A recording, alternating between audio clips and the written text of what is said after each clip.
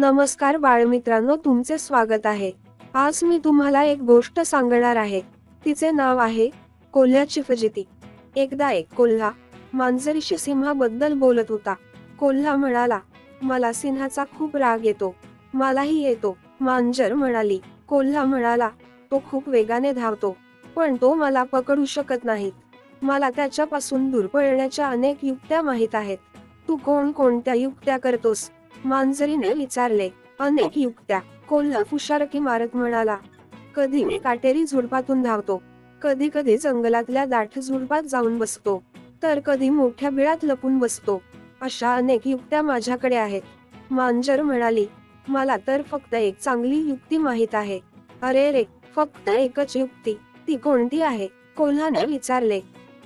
बघच आता, आता मी ती युक्ती करणारच आहे। ते पहा, सिंह इकडेच येत आहेत, असे म्हणत मांजर जवळच्याच एका झाडावर चढून बसली। तिथे ती सिंहापासून अगदी सुरक्षित राहिली। सिंहाने कोल्ह्याचा पाठलाग सुरू केला। कोल्हा एकामागून एक युक्त्या वापरत होता, पण त्याचा काहीही उपयोग झाला नाही। अखेरीस सिंहाने कोल्ह्याला पकडले आणि ठार मारले। मांजर मनात म्हणाली, बिचारा कोल्हा, त्याच्या अनेक युक्त्यापेक्षा माझी एकच युक्ती चांगली होती। बाळमित्रांनो, या गोष्टीतून तुम्ही काय बोध घेतला की कोणत्याही एकाच विषयात मजबूत व्हा, नाहीतर एक ना धड भाराभर चिंध्या। चला तर बाय बाय बाळमित्रांनो।